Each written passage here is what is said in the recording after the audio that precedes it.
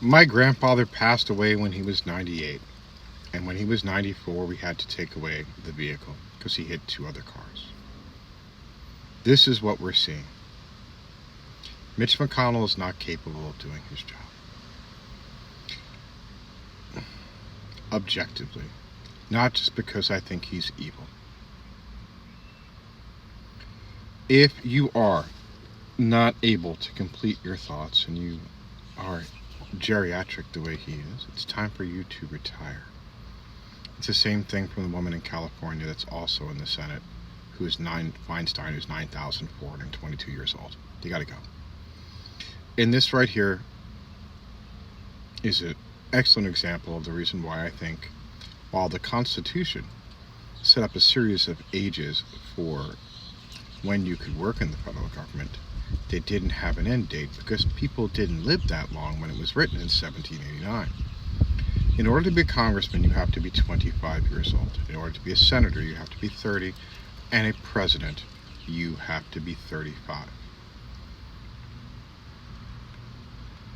I am suggesting that this is an example of the reason why we should have the mandatory age of retirement for all politicians across the United States, regardless of party, at 65. And if you're a senator, you cannot run for Senate past your 58th birthday. If you're a congressman, you can't run past your 63rd birthday.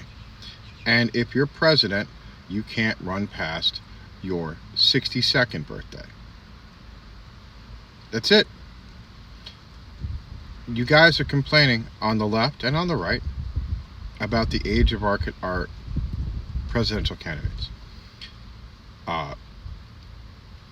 VD is the youngest of the Republican group, and he's just about 40. He is not the right answer for many reasons. He doesn't have experience is a big part of it. And if we can get someone who's like 45 to 50, think about Barack Obama's energy. Not that Biden's energy has been terrible, but think about Barack Obama's level of energy because he was in his 40s when he took the job, or JFK or Teddy Roosevelt. It's a 24-hour-a-day job.